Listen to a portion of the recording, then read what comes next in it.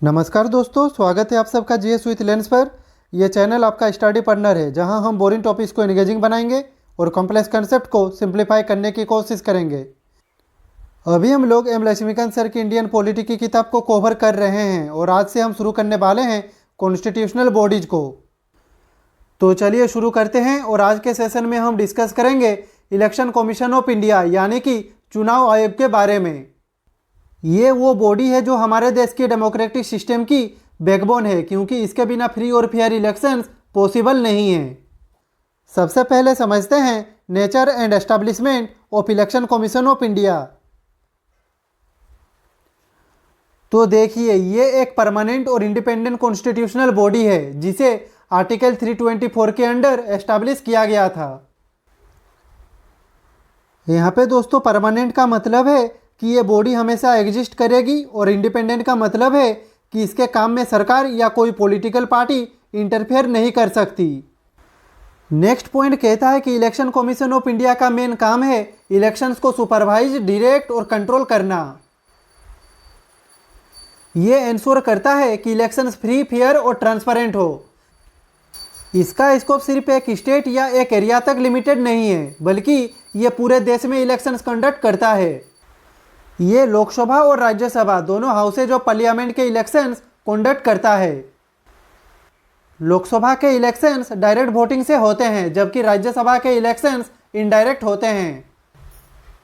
हर state की विधानसभा और विधान परिषद अगर एग्जिस्ट करती हो तो इसके इलेक्शंस भी election commission of India conduct करता है।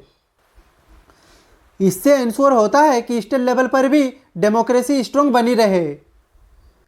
सिर्फ एमपीज और एमएलएज के इलेक्शंस ही नहीं, बल्कि भारत के प्रेसिडेंट और वाइस प्रेसिडेंट के इलेक्शंस भी इलेक्शन कमीशन ऑफ इंडिया ही ऑर्गेनाइज करता है। ये एक इम्पॉर्टेंट रेस्पॉन्सिबिलिटी है, क्योंकि ये पोजीशंस हमारे कॉन्स्टिट्यूशन के टॉप लेवल पर होते हैं।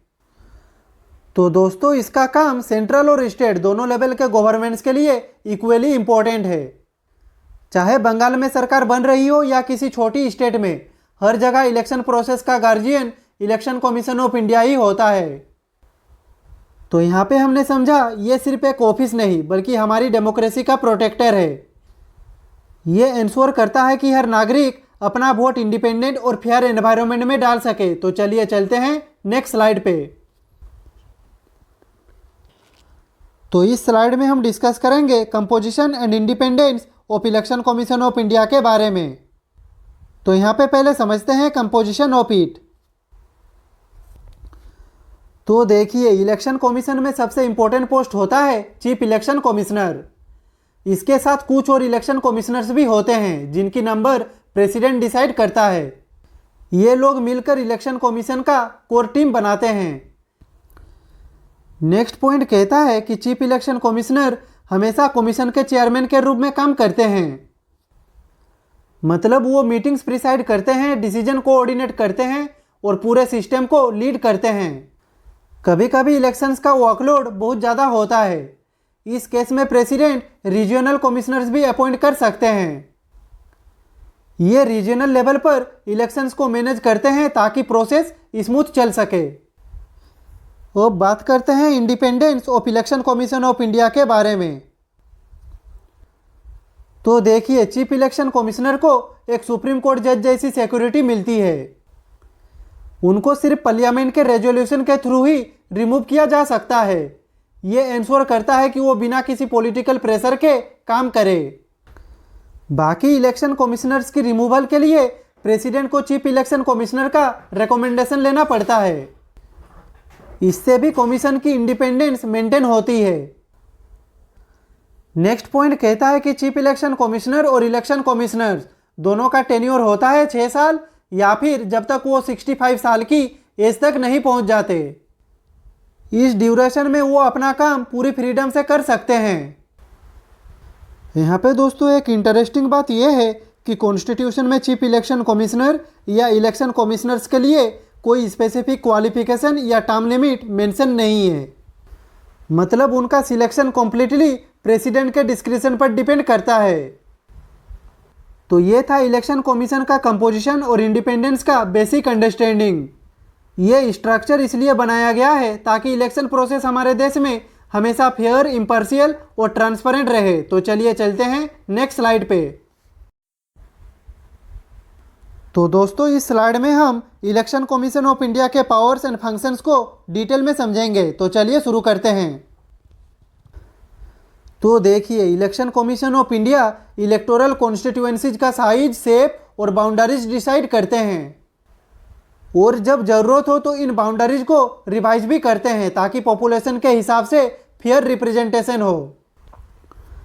नेक्स्ट है, हर इलेक्शन से पहले इलेक्टोरल रोल्स यानी वोटर लिस्ट बनाना और अपडेट करना इसका काम होता है। इसमें नए वोटर्स का नाम ऐड होता है और जो वोटर्स एलिजिबल नहीं रहे उनका नाम रिमूव होता है। नेक्स्ट है, इलेक्शन कब होंगे, कौन से फेज में होंगे और उनका पूरा सुपरविजन ये डिसाइड करता है। ये प्रोसेस सिस्टमेटिक होता है। नेक्स्ट है, जो कैंडिडेट्स इलेक्शन लड़ना चाहते हैं उनके नॉमिनेशन पेपर्स का वेरिफिकेशन ये करता है। यहाँ पर डिसाइड होता है कि कैंडिडेट एलिजिबल है या नहीं। नेक्स्ट है, हर पॉलिटिकल पार्टी को रजिस्टर करना भी इसकी रेस्पॉन्सिबिलिटी है। रजिस्ट्रेशन के बिना कोई पॉलिटिकल पार्टी इलेक्शन नहीं लड़ सकती। नेक्स्ट है, पॉलिटिकल पार्टीज को इलेक्शन सिंबल्स अलॉट करना भी इसका काम होता है।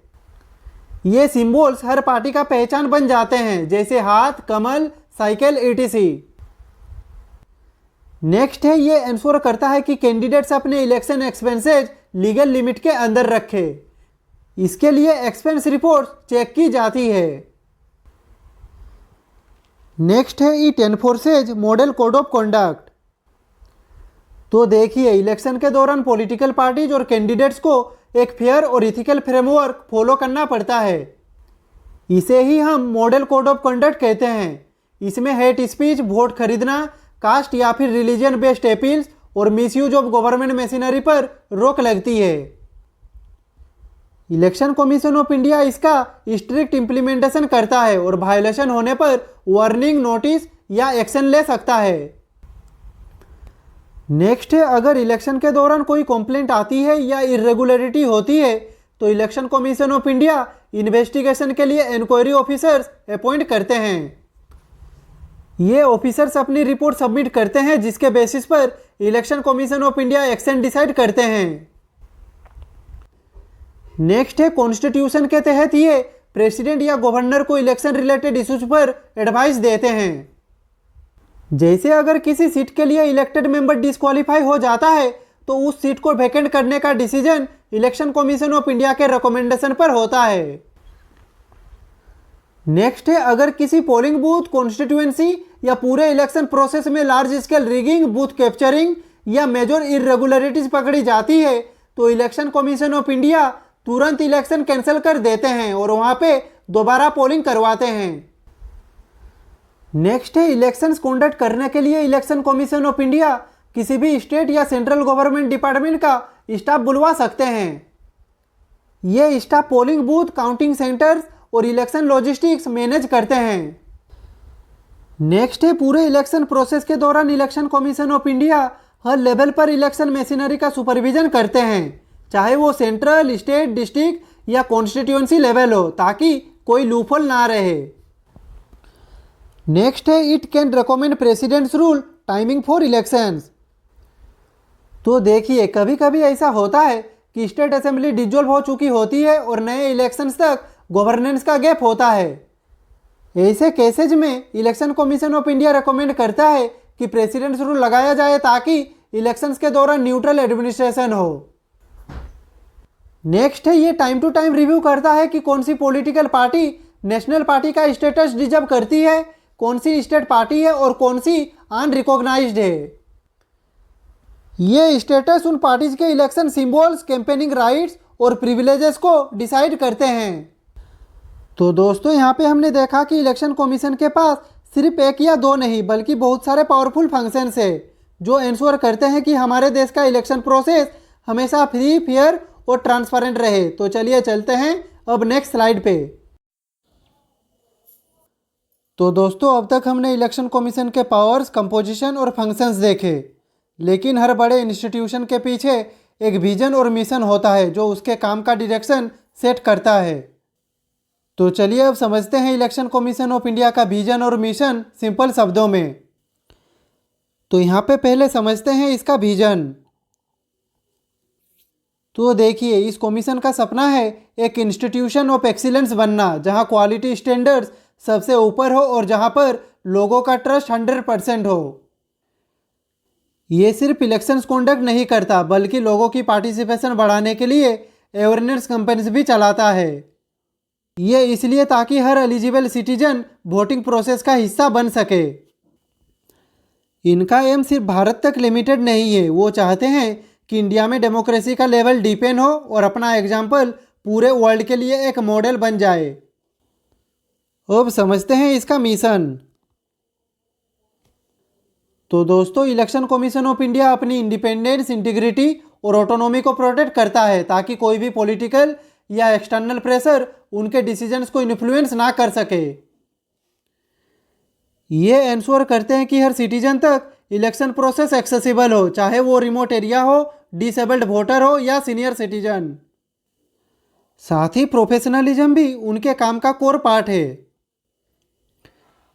इसका सबसे बड़ा मिशन है हर इलेक्शन को फ्री, फेयर और ट्रांसपेरेंट तरीके से कंडक्ट करना, जिससे लोगों का विश्वास डेमोक्रेसी में हमेशा बना रहे। तो दोस्तों, ये था इलेक्शन कमीशन का विजन और मिशन। ये क्लियरली बताता है कि ये इंस्टीट्यूशन सिर्फ एक रेगुलेटरी बॉडी नहीं, बल्कि हमारी डेमोक्रेसी का रियल गार्जियन है। जब तक ये वैल्यूज स्ट्रॉन्ग रहेगी, तब तक भारत का डेमोक्रेटिक सिस्टम भी मजबूत रहेगा। तो चलिए अब चलते हैं नेक्स्ट स्लाइड पे।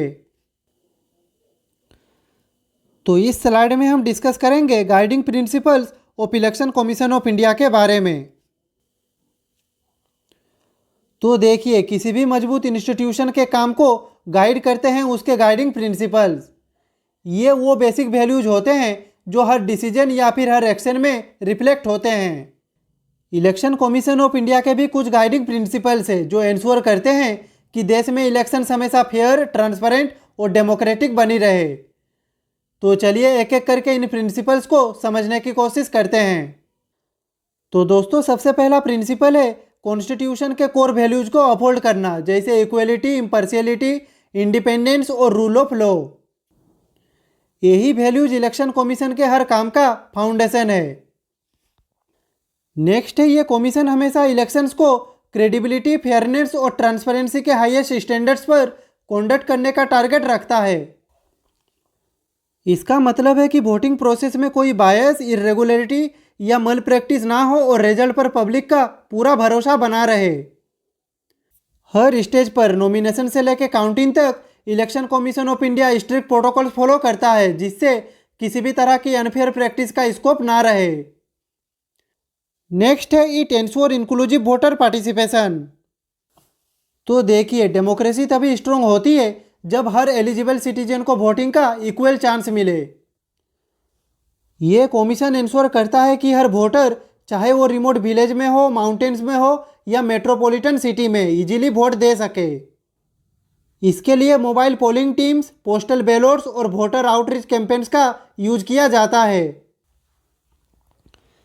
नेक्स्ट है, it build stakeholder confidence. तो political parties, candidates, voters, election observers, ये सभी स्टेक होल्डर्स इलेक्शन प्रोसेस का हिस्सा होते हैं। इस कमीशन का गोल होता है कि इन सभी का कॉन्फिडेंस बना रहे। जब स्टेक होल्डर्स का भरोसा मजबूत होता है, तभी इलेक्शंस पीसफुली और स्मूथली कंडक्ट हो पाते हैं।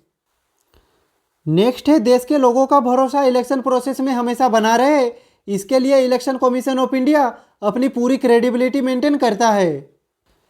चाहे वो ईवीएम, वीवीपैट वेरिफिकेशन हो, स्ट्रॉन्ग सिक्योरिटी अरेंजमेंट हो या स्ट्रिक्ट मॉनिटरिंग, सब कुछ इसीलिए किया जाता है ताकि ट्रस्ट हमेशा इंटैक्ट रहे। नेक्स्ट है, it develop human resources for electoral services. यानी कि इलेक्शन कमीशन ऑफ इंडिया अपने स्टाफ को ट्रेन करता है ताकि वो इलेक्शंस के लिए प्रोफेशनल, एफिशिएंट और रेस्पॉन्सिव बन सके। ये इसलिए किया जाता है ताकि स्टाफ हर सिचुएशन को एफिशिएंटली हैंडल कर सके। नेक्स्ट है, इट बिल्ड क्वालिटी इंफ्रास्ट्रक्चर। तो देखिए, इलेक्शंस के लिए फिजिकल और टेक्निकल इंफ्रास्ट्रक्चर का स्ट्रॉन्ग होना बहुत ज़रूरी है। इलेक्शन कमीशन पोलिंग बूथ्स को एक्सेसिबल बनाता है, काउंटिंग सेंटर्स को सिक्योर रखता है और रिलायबल कम्युनिकेशन सिस्टम्स को सेटअप करता है। इंफ्रास्ट्रक्चर में क्वालिटी का मतलब है कि हर वोटर को सेफ, स्मूथ और डिग्निफाइड वोटिंग एक्सपीरियंस मिले। नेक्स्ट है election commission of India election process को मॉडर्न बनाने के लिए कॉन्टिन्यूसली टेक्नोलॉजी अडॉप्ट करता है। EVM, VVPAT, online voter registration और मोबाइल ऐप्स, ये सब इनोवेशंस वोटिंग को फास्टर, एक्यूरेट और ट्रांसपेरेंट बनाते हैं। टेक्नोलॉजी एडॉप्शन का गोल सिर्फ स्पीड नहीं बल्कि अकाउंटेबिलिटी और एक्सेसिबिलिटी भी है। नेक्स्ट है it adopt best practices for excellence. तो देखिए, इलेक्शन कमीशन ऑफ इंडिया अपने काम में एक्सीलेंस लाने के लिए नेशनल और इंटरनेशनल लेवल के बेस्ट प्रैक्टिसेज को स्टडी करके इम्प्लीमेंट करता है। चाहे वो वोटर अवेयरनेस प्रोग्राम्स हो, सिक्योरिटी प्रोटोकॉल्स हो या ग्रीवेंस रिड्रेसल मैकेनिज्म, हर फील्ड में बेस्ट अप्रोच एडॉप्ट की जाती है। इससे इलेक्शन कमीशन ऑफ इंडिया अपना स्टैंडर्ड कंटिन्यूसली इंप्रूव करता है। नेक्स्ट है it reinforce democratic values and public confidence. यानी कि election commission of India her election के जरिए डेमोक्रेटिक वैल्यूज को रीइंफोर्स करता है ताकि पब्लिक का कॉन्फिडेंस हमारे डेमोक्रेटिक सिस्टम में हमेशा बनी रहे। तो दोस्तों, ये थे इलेक्शन कमीशन के गाइडिंग प्रिंसिपल्स। ये सिर्फ एक चेकलिस्ट नहीं बल्कि वो वैल्यूज हैं जो हमारे डेमोक्रेटिक सिस्टम को अलाइव रखते हैं। तो दोस्तों, यहाँ पे हम लोगों का इलेक्शन कमीशन ऑफ इंडिया वाला चैप्टर ख़त्म होता है। तो आज के लिए बस इतना ही। अगर आपका आज के चैप्टर से रिलेटेड कुछ भी डाउट हो तो आप कमेंट सेक्शन में पूछ सकते हैं। और अगर आपको ये वीडियो पसंद आई हो तो लाइक करें, कमेंट करें, शेयर करें और ऐसे ही इन्फॉर्मेटिव वीडियो देखने के लिए चैनल को सब्सक्राइब करें। मिलते हैं नेक्स्ट वीडियो पे, तब तक के लिए खुश रहिए, स्वस्थ रहिए। जय हिंद, वंदे मातरम, भारत माता की जय।